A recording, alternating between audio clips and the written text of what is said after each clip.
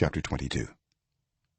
Then Joshua summoned the Reubenites, the Gadites, and the half-tribe of Manasseh, and said to them, "You have done all that Moses the servant of the Lord commanded, and you have obeyed me in everything I commanded. For a long time now, to this very day, you have not deserted your fellow Israelites, but have carried out the mission the Lord your God gave you. Now that the Lord your God has given them rest as he promised, return to your homes in the land that Moses the servant of the Lord gave you on the other side of the Jordan. But be very careful to keep the commandment and the law that Moses the servant of the Lord gave you, to love the Lord your God, to walk in obedience to him, to keep his commands, to hold fast to him, and to serve him with all your heart and with all your soul."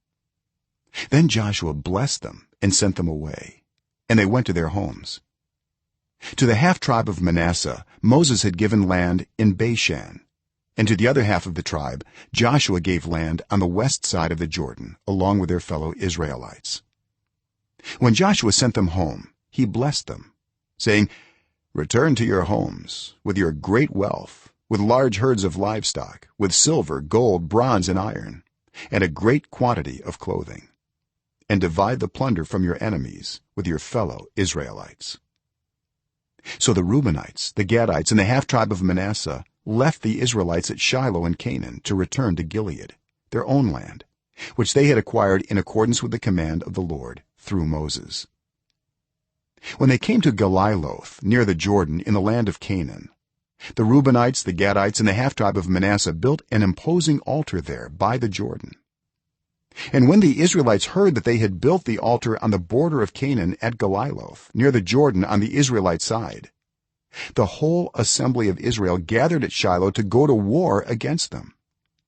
So the Israelites sent Phinehas son of Eleazar the priest to the land of Gilead, to Reuben, Gad, and the half-tribe of Manasseh. With him they sent 10 of the chief men, one from each of the tribes of Israel, each the head of a family division among the Israelite clans. When they went to Gilead, to Reuben, Gad, and the half-tribe of Manasseh, they said to them, "The whole assembly of the Lord says, how could you break faith with the God of Israel like this? How could you turn away from the Lord and build yourselves an altar in rebellion against him now? Was not the sin of Peor enough for us? Up to this very day we have not cleansed ourselves from that sin, even though a plague fell on the community of the Lord. And are you now turning away from the Lord? If you rebel against the Lord today, tomorrow he will be angry with the whole community of Israel. If the land you possess is defiled, come over to the Lord's land, where the Lord's tabernacle stands, and share the land with us. But do not rebel against the Lord or against us by building an altar for yourselves other than the altar of the Lord our God. When Achan son of Zerah was unfaithful in regard to the devoted things, did not wrath come on the whole community of Israel? He was not the only one who died for his sin.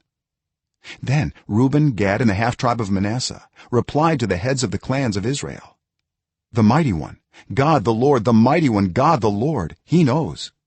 And let Israel know. If this has been in rebellion or disobedience to the Lord, do not spare us this day. If we have built our own altar to turn away from the Lord and to offer burnt offerings and grain offerings, or to sacrifice fellowship offerings on it, may the Lord himself call us to account. No, we did it for fear that someday your descendants might say to ours, 'What do you have to do with the Lord, the God of Israel? The Lord has made the Jordan a boundary between us and you Reubenites and Gadites. You have no share in the Lord.' So your descendants might cause ours to stop fearing the Lord. That is why we said, 'Let us get ready and build an altar, but not for burnt offerings or sacrifices.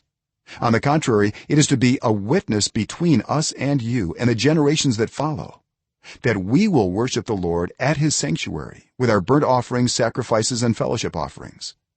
Then in the future your descendants will not be able to say to ours, 'You have no share in the Lord.'"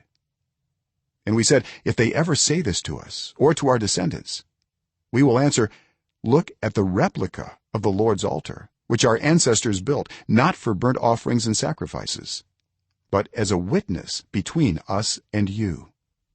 Far be it from us to rebel against the Lord and turn away from him today by building an altar for burnt offerings, grain offerings, and sacrifices other than the altar of the Lord our God that stands before his tabernacle." When Phinehas the priest and the leaders of the community, the heads of the clans of the Israelites, heard what Reuben, Gad, and Manasseh had to say, they were pleased. And Phinehas, son of Eleazar the priest, said to Reuben, Gad, and Manasseh, "Today we know that the Lord is with us, because you have not been unfaithful to the Lord in this matter. Now you have rescued the Israelites from the Lord's hand." Then Phinehas, son of Eleazar the priest, and the leaders returned to Canaan from their meeting with the Reubenites and Gadites in Gilead, and reported to the Israelites. They were glad to hear the report and praised God, and they talked no more about going to war against them to devastate the country where the Reubenites and the Gadites lived. And the Reubenites and the Gadites gave the altar this name: "A witness between us that the Lord is God."